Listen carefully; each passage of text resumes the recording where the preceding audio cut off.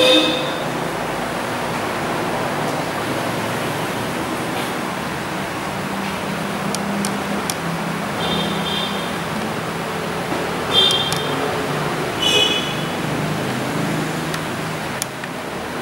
terhormat calon Winston, Joseph, dan para pujinya saya kasih.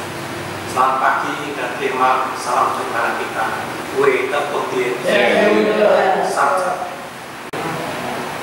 Marilah pada pagi hari ini kita panjatkan puji syukur kepada Tuhan Yang Maha Kuasa yang telah memberi kita waktu dan kesehatan sehingga kita dapat datang diri dan berbagikan suci ini untuk kita bersama-sama mempelajari ajaran Nabi yang merupakan wahyu dari Tuhan Yang Maha Kuasa, sehingga dengan kita mengimani ajaran dari Tuhan Yang Maha Kuasa, kita akan mendapat berkah dan berkat dari Yang Maha Kuasa.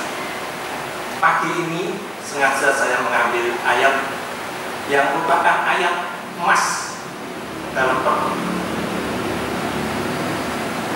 dalam filsafat agama Konghucu. Ayat ini merupakan filsafat emas, merupakan jembatan emas, karena ayat ini mengajak orang kalau mau maju harus memajukan orang. Yang utama adalah dari tadi telah dibacakan seluruh ayat. Yang utama adalah ayat yang ketiga. Saya ulang ya.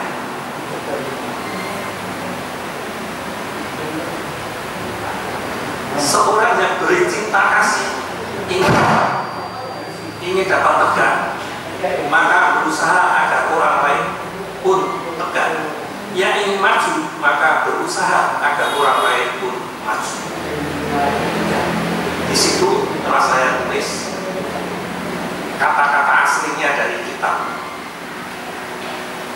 yaitu Furenze,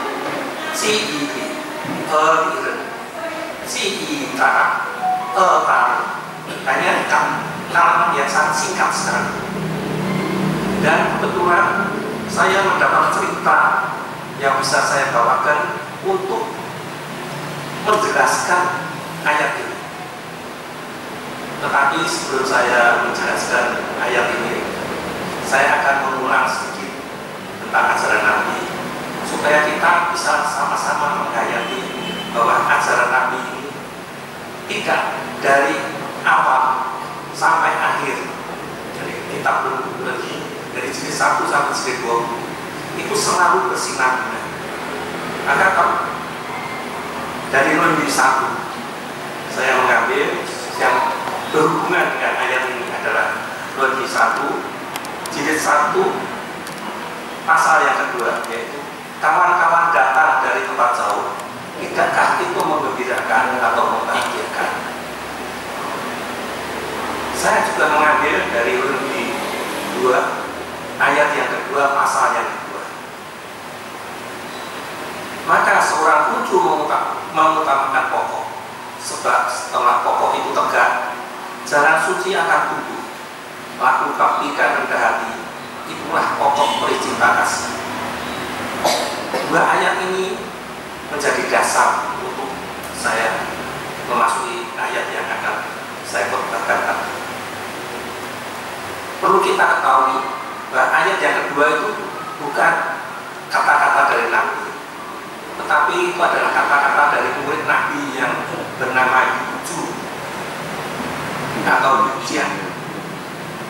Dia seorang dari negeri Lu, tentang usianya kurang jelas, tapi ternyata tercatat dia sebagai murid dari generasi muda yang sangat pintar. Dia sangat menyukai ajaran-ajaran kuno, dan setelah Nabi wafat, murid-murid yang lain itu melihat tingkah lakunya Yuju itu, bahasanya, tingkah lakunya itu seperti Nabi. Maka mereka berunding untuk melayani Yuju seperti melayani Nabi. Tetapi ditentang oleh Chengju karena tidak tertandingkan dalam perilaku, maka tidak jadi dilakukan seperti perlakuan pada Nabi, batalkan. Jadi Yuju ini adalah murid dalam 12 murid yang pandai itu urutan yang ke-11. Kita bisa tahu dulu kedudukannya beliau. Kedua ayat itu adalah menunjukkan bahwa kita ini sebagai manusia yang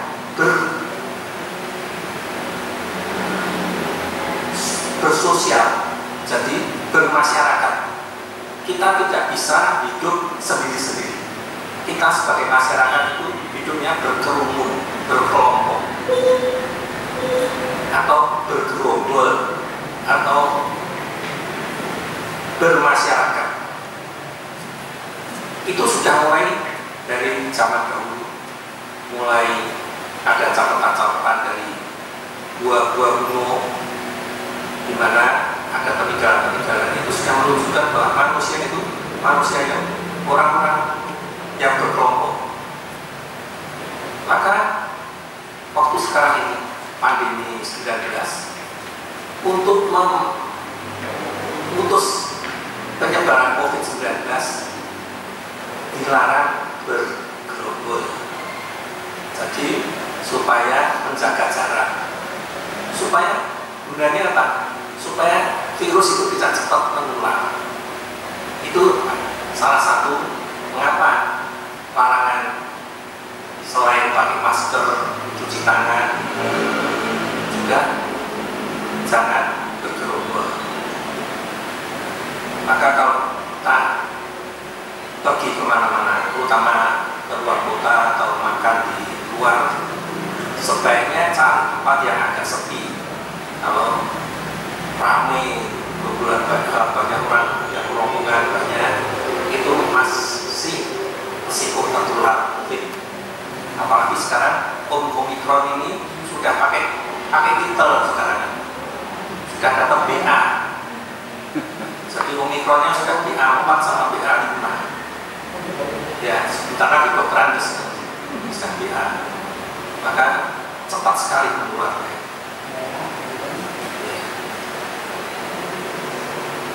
Ajaran Nabi yang utama adalah Chongsu atau Tepotot Sediro dan Satya dan Tepotot, yaitu merupakan jalan suci yang menerusi semuanya, yaitu ke atas. Kita harus Satya, tulus pada Tuhan yang Maha Kuasa, dan kepada sesama manusia kita harus dapat hidup dengan baik. Tepotot, jangan membeda-bedakan antara tingkat ras, suku, kasta, atau ekonomi. Jadi kita harus bisa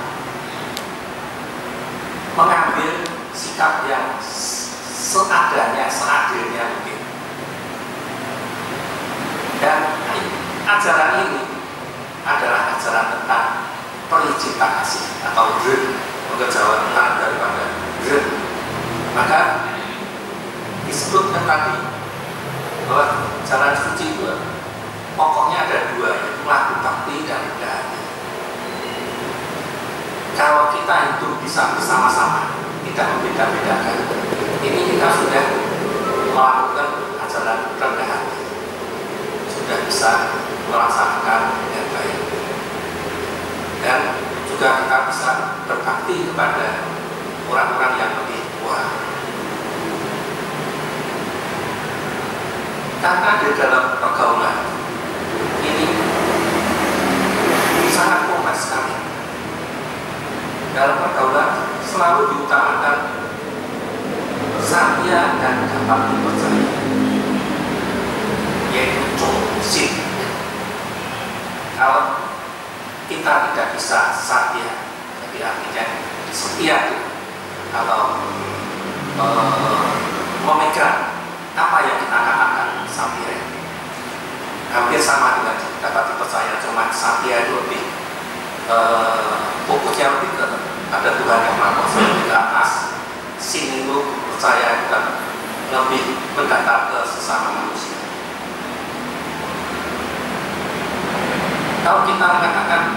kita bisa melakukan kebajikan, tapi kalau kita tidak bisa setia dan dapat dipercaya, ini sudah tidak mungkin kita bisa berbuat baik, berbuat kebajikan. Sebab kebajikan itu adalah merupakan cinta kasih, dan cinta kasih itu harus juga didasari dengan dapat dipercaya. Dimulai dari hati rendah hati, pelaksanaannya menjadi Te Yong Sin, yaitu hati rendah hati, satya dapat dipercaya. Itu adalah merupakan tonggak untuk kita bisa hidup di dalam dunia. Kita dapat pegang, dapat kepercayaan dari orang-orang sekitar kita. Sebab tanpa ada kepercayaan, tanpa cinta kasih yang kita laksanakan, ini tidak mungkin kita bisa mendapat teman-teman yang baik. Untuk itu, perilaku itu harus dapat dikelanjutkan dengan ilim, yaitu dengan kebenaran dan susila. Jadi dalam pergaulan kita harus ada kesusilaan. Setelah itu baru namanya BRI, yaitu integritas dan tahunan atau kebenaran. Jadi faktor 8 kebajikan itu harus kita amalkan dulu sebelum kita melangkah ke hal-hal yang selanjutnya. Ini biasanya oleh asumsi selalu diulang. Maka saya jadi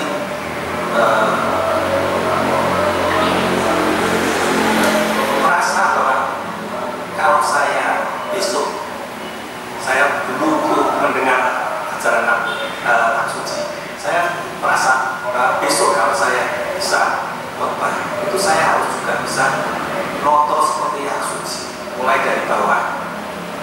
Ajaran yang pertama, kedua itu dasarnya, lalu meningkat ke atas. Sebab semuanya itu selalu berkaitan, urut dan lutut, itu yang membuat asumsi menjadi aksu yang besar. Boleh kalau saudara baca tulisan-tulisan kuliah dari Yaksu, waktu di Gama, kalau tidak salah tulisan ada 27 macam item yang bisa ya. Semua yang dari pertama sampai apa yang menjadi pokok dari yang akan dibahas oleh dia. Ini patut menjadi dasar untuk kita menapak dalam kehidupan di dunia. Dengan kita bisa menapak dalam pergaulan, maka kita tidak takut di dalam pergaulan ini akan ada suatu hambatan. Sebab kita bisa mawas diri, bisa membawa diri, bisa menerima apa adanya perbedaan pendapat antara sesama pemaham. Sebab dalam pergaulan ini selalu diutamakan 5, selalu diulang oleh Nabi, oleh Rasul, yaitu yang disebut dengan ulun, yaitu hubungan antara pemimpin dengan bawahan, hubungan anak dengan orang tua, hubungan suami dengan istri, hubungan kakak dengan adik, hubungan kawan dengan sahabat. Hari ini saya tidak membahas lainnya, saya hanya membahas hubungan antara teman dan sahabat, sesuai dengan yang akan nanti saya khotbahkan. Dalam pergaulan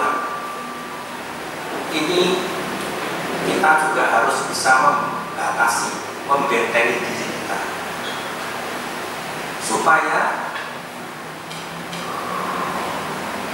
dalam kita membantu teman atau kita dibantu oleh teman, jangan sampai saling ada gesekan. Caranya bagaimana? Caranya adalah disebut dengan tripusaka atau santater cerenjung. Yaitu kita dalam hubungan harus mempunyai bijaksana. Bagaimana saya membantu, tapi saya tidak mungkin kecakek, istilahnya bahasa Jawanya bantu tapi mendapat balasan yang kurang baik. Bagaimana kita harus berani, maka harus ada itu berani membantu. Bagaimana kita dalam hubungan antara cinta kasih, maka harus ada hal. Ini semua harus membutuhkan suatu pengalaman atau contoh-contoh. Maka banyak sekali buku-buku yang sebetulnya sangat baik untuk kita baca, supaya kita bisa mendapat contoh yang baik untuk dalam pergaulan, jangan sampai merugikan kita dan merugikan pertemanan. Contohnya adalah buku dari Khairul Tanjung, pengalaman untuk biografinya si anak singkong. Di situ ditulis waktu Khairul Tanjung masih kuliah sebagai dokter gigi, dia mendapat kesempatan untuk membuka fotokopi di kampusnya di UI. Dia mendapat banyak uang. Saya tidak membicarakan caranya mendapat bagaimana, tapi dia bisa mendapat fee itu untuk pengembangannya kan sudah salah setengah rupiah atau 1 rupiah. Kalau kali berapa lembar sudah berapa, dia bisa mentraktir teman-temannya makan. Tetapi karena dia belum pengalaman, dia menghambur-hamburkan uangnya. Setelah dia lulus, dia mendirikan suatu perusahaan tahunan. Teman-temannya masih seperti biasa, apalagi sebelah kantornya itu ada rumah makan. Teman-temannya datang makan di sana, bonnya masuk sini, tulis bon. Akhir tahun tidak ada keuntungan, tambah rugi, sebab traktir teman-teman itu. Jadi istilahnya yang saya katakan tadi, memberi tapi kecapek istilahnya. Maka dia harus berani, dia berani, tegas. Dia menggunakan you, dia bilang sama teman-temannya, saya rugi kalau begini. Mulai sekarang saya tidak akan mentraktir teman-teman, kecuali saya mengatakan saya traktir. Kalau tidak, jajan bayar sendiri. Itu adalah suatu keputusan yang baik, suatu keputusan yang berani dan yang tegas, yang bisa membentengi diri sendiri. Ada lagi satu contoh, suatu perusahaan di Solo, perusahaan besar. Waktu papahnya masih pegang, karyawan yang berubah ada rumah sakitnya. Famili dari anak-anak istrinya karyawan waktu berobat, ya boleh cincai berobat. Tapi sekarang dalam keadaan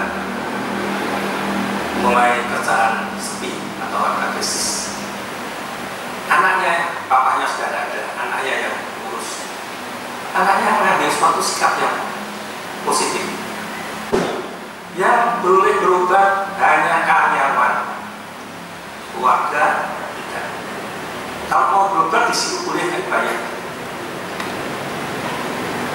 Ini adalah suatu tindakan yang betul-betul menyelamatkan diri sendiri walaupun mungkin tidak populer di mata karyawan.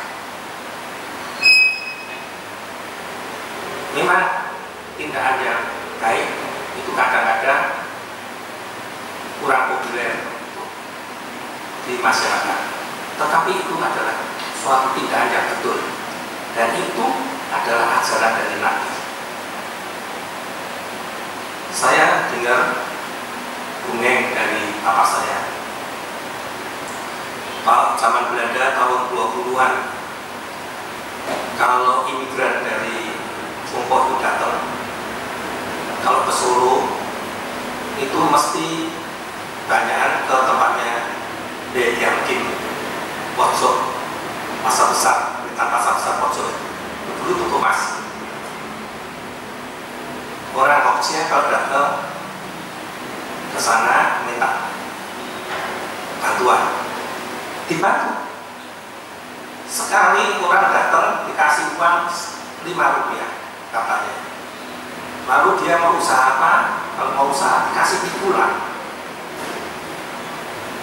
5 rupiah zaman itu, zaman tahun 20-an, itu bisa hidup untuk 50 hari dan bisa untuk modal kerja.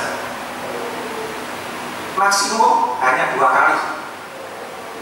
Setiap orang kalau ini habis, belum bisa bekerja lagi, minta lagi hanya sekali lagi, 2 kali sudah stop, bukan urusan pulang.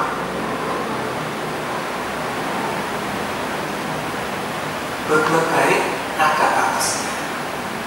Ini yang menjadikan orang menjadi orang yang besar, karena dia berpegang pada yuk, tegas. Ini yang merupakan ajaran Nabi untuk kita maju.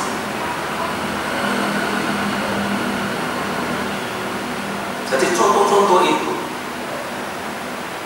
bisa menjadi kita menjadi cermin bagi kehidupan kita untuk mengapa dalam hidup ini supaya kita lebih baik, supaya kita bisa lebih dapat survival atau bertahan hidup di dalam kancah kehidupan yang sangat berat. Maka di dalam Lundi 12 terutama ini ada ayat yang ke-6, yang ke-5 dan sebagainya, ayat yang 1. Maka diajarkan adalah orang itu harus berpikiran jernih atau jernih dan dapat berpandangan jauh, jauh, dan selalu hormat dan bersikap sungguh-sungguh tidak gila. Jadi itu harus dikerjakan untuk pedoman hidup kita. Karena dalam banyak teman atau dalam pergaulan, seseorang itu bisa berubah. Seseorang yang baik, kalau keadaannya mepet dan keadaan terdesak, bisa menjadi kurang baik. Dan seseorang yang bisa maju itu kalau mendapat bantuan dari orang-orang lain. Maka saya mengutip 2 ayat dalam Lundi 7 pasal yang ke-22, ada tertulis, tiap kali jalan bertiga niscaya ada yang dapat kujadikan guru. Pilih yang baik, ku ikuti, dan yang tidak baik, ku perbaiki.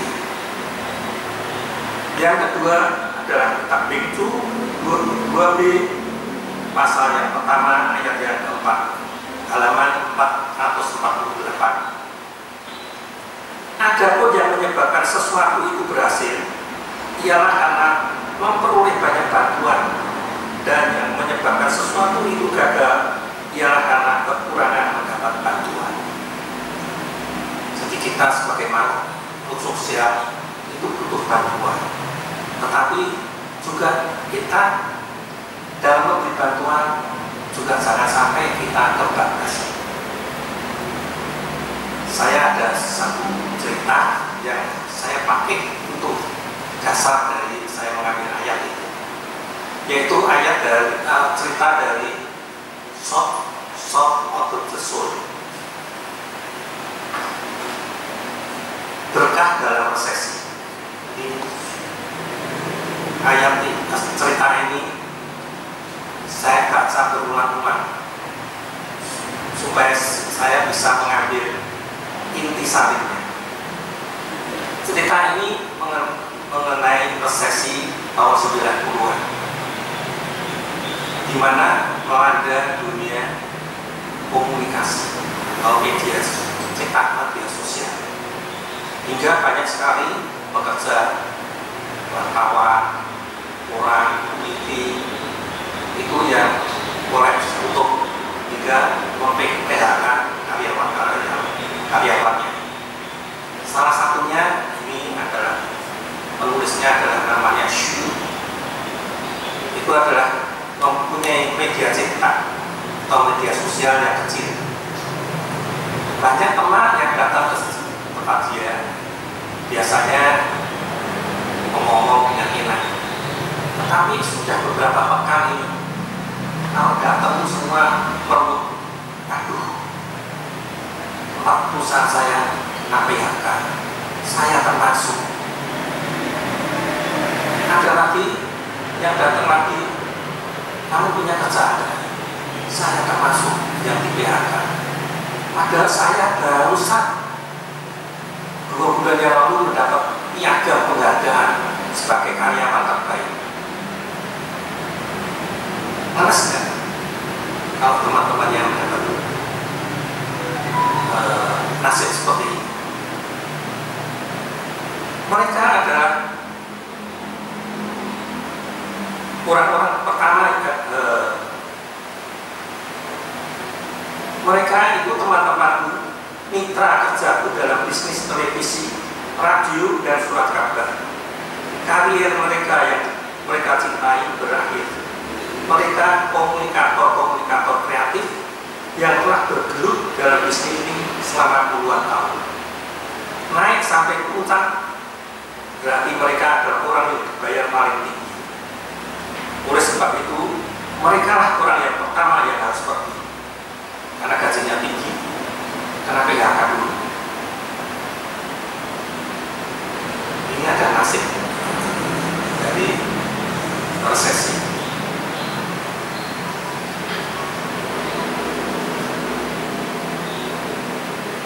Namun, Xu ini merasa prihatin dengan nasibnya teman-teman. Dia mempunyai suatu pandangan. Waktu dia masih merintis usaha, dia mempunyai suatu hipotese, bukan dalil dia, ini hipotese. Kalau dalil pasti, atau kalau dogma itu agama. Ini hipotese, punya kesimpulan. Jalan paling pasti ya, untuk sukses itu adalah jalan yang harus ditempuh dengan bersama-sama. Jadi secara komunal atau berkelompok.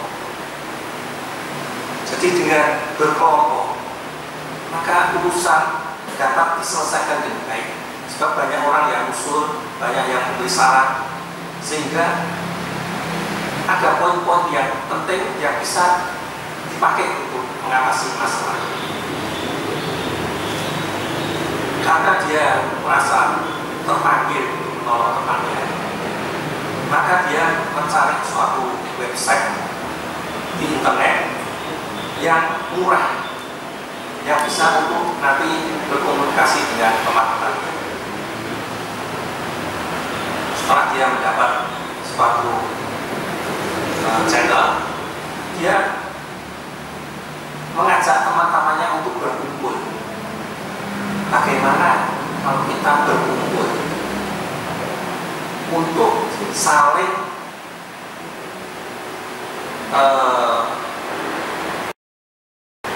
mengutarakan kelemahan, keunggulan, dan persoalan yang saat ini sedang mereka hadapi.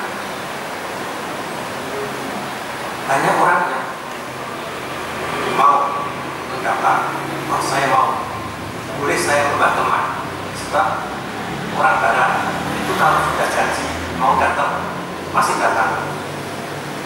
Jadi tidak ada istilahnya yo ora iso yo, tidak ada. Jadi kalau sudah mau datang datang.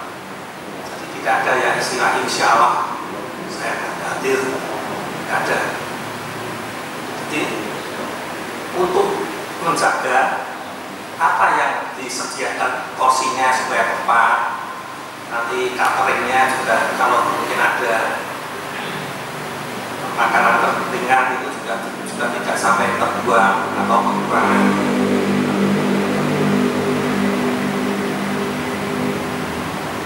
Jadi mereka berkumpul hari tertentu yang ditetapkan, mereka berkumpul di kantornya Syur. Pertemuan pertama ini merupakan seperti reuni teman-teman lama yang jarang saling ketemu. Umpamanya si A dulu direktur atau wartawan KPK harus keliling kemana-mana, sulit dihubungi karena PHK, dia datang. Ada orang yang editor yang tidak punya kerjaan juga datang. Jadi merupakan suatu kumpulan orang-orang yang kerjanya hopeless, kerjanya hilang, dan orang-orang yang tidak punya semangat untuk berusaha lagi. Jadi mereka berkumpul. Putaran pertama merupakan suatu ungkapan yang orang mengungkapkan, wah kekecewaan, aku sudah bekerja puluhan tahun di sini. Saya sekarang PHK, hidup saya sia-sia. Saya sudah membantu perusahaan ini, tapi saya sudah di PHK. Saya juga sia-sia.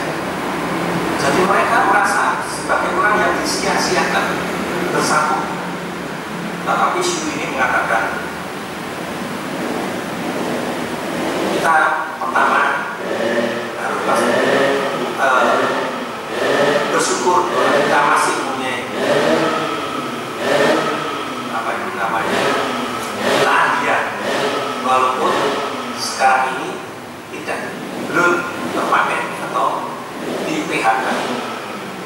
Dan kalau kita mau berusaha bersama-sama, saling membantu, pasti nanti akan jalan. Maka saya minta bulan depan kita kumpul lagi. Selain tadi bulan pertama ini kan banyak orang yang curhat, bulan kedua supaya kamu mengutarakan kelebihanmu apa dan apa yang kamu bisa kamu bantu untuk kelompok ini. Maka di kelompok yang kedua, bulan yang berikutnya, ada seorang yang mempunyai bernama Frank dan istrinya Elizabeth. Itu adalah punya studio foto yang cantik. Dan dia berkata, saya bisa membuat pas foto secara sukarela, secara gratis, yang dapat nanti dipakai diunggah di website sehingga bisa menjadi pengenal. Terus ada lagi yang mengatakan, saya akan membuat suatu situs web maupun yang mengunggah biografi, pas foto dan karya-karya Anda. Jadi ada orang-orang yang mau membantu bahwa saya punya keahlian ini, saya mau membantu dan gratis. Jadi selain mereka bulan pertama itu mengutarakan kesedihan, yang bulan kedua mengatakan saya bisa membantu. Jadi dari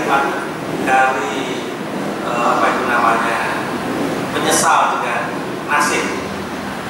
Bulan kedua, mau membantu sesama. Ini ada suatu kelebihan daripada kumpulan ini.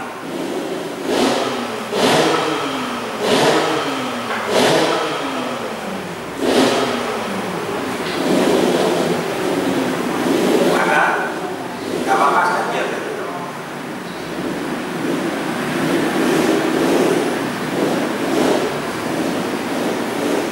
Di luar juga ada satu orang yang mengatakan, saya ini senang video, dan saya juga telah merekam video di kota yang bisa kita tempati, yaitu videografer ini bernama Musli. Dia mengatakan, saya senang dengan video, tapi saya tidak pengalaman dalam mengambil atau objek-objek yang perlu yang mana yang harus diambil. Dan di kota ini adalah kotanya Sacramento di Amerika itu, ada suatu kegiatan yang disebut dengan Second Saturday, yaitu tiap bulan Saturday, bulan Sabtu kedua itu jalannya ditutup. Lalu di sana diadakan pameran tentang apa itu namanya, pelukis, makanan, kerajinan, semuanya bisa diunggah, dilihat, dan dapat dinikmati oleh masyarakat. Ini sudah berjalan beberapa bulan. Maka orang ini senang dengan video, dia memvideo, tapi dia tidak bisa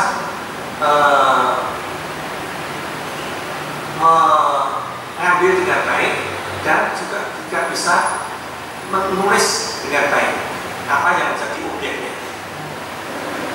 Lalu ada seorang yang namanya John, itu adalah seorang jurnalis berita TV Kapal yang sudah pensiun. Dia mengatakan, saya bisa bantu Anda. Nanti saya mengarahkan bagaimana saudara mengambil gambar, bagaimana objeknya, dan nanti saya yang mengedit. Jadi dua orang yang tidak kenal bisa ketemu di sini, dan bulan depan kita bisa menunjukkan hasilnya. Bulan depannya lagi, jadi bulan ketiga, sudah jadi beberapa karya video. Dan yang sangat menarik, banyak orang ini yang tertarik dengan apa itu namanya,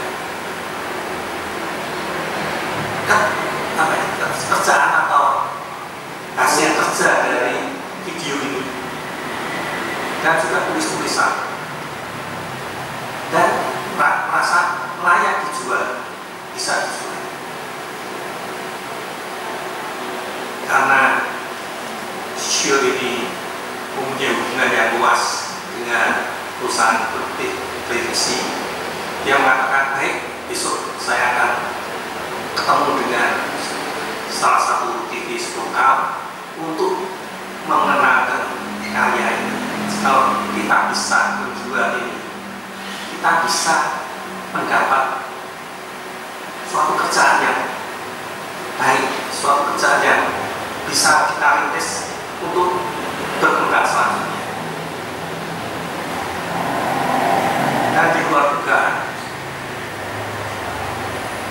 perusahaan yang ditawari kerjaan ini sangat mendukung sekali. Saya sangat kekurangan dengan konten kejadian lokal, terutama tentang budaya di kota kita. Saya sangat mau membantu. Lalu Shio ini meminta dukungan untuk mengambil uang dulu untuk dipatenkan. Sebab semua kerjaan kalau di barat itu harus ada izin atau paten. Kalau tidak nanti bisa dibajak oleh orang lain. Jadi dia minta bantuan dari perusahaan untuk mengurus izin paten, dan juga dalam perjanjian itu dia tidak bisa monopoli. Tapi kalau ada sponsor yang mau lebih besar dalam membayar, bisa dijual pada sponsor lain. Dengan begitu, kerjaan yang dirintis secara bersama-sama selama 4 kali pertemuan dapat membuahkan hasil.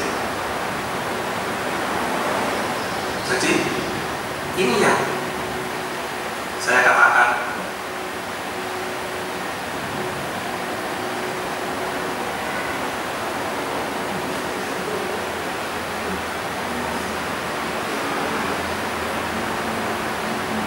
seorang yang beri cita kasih ingin dapat tegak, karena Syu ini juga ingin tegak, maka berusaha agar orang lain pun tegak. Ya.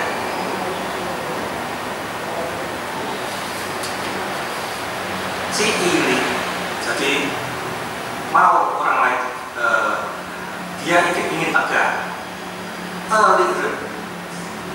orang lain juga tegak. Si ita, orang lain berkembang, kita ini berkembang, orang lain juga berkembang. Ini adalah suatu ayat yang sangat terkenal di dunia barat, yang termasuk filsafat barat, yang diambil dari ajaran Nabi. Semoga apa yang saya ceritakan pada pagi hari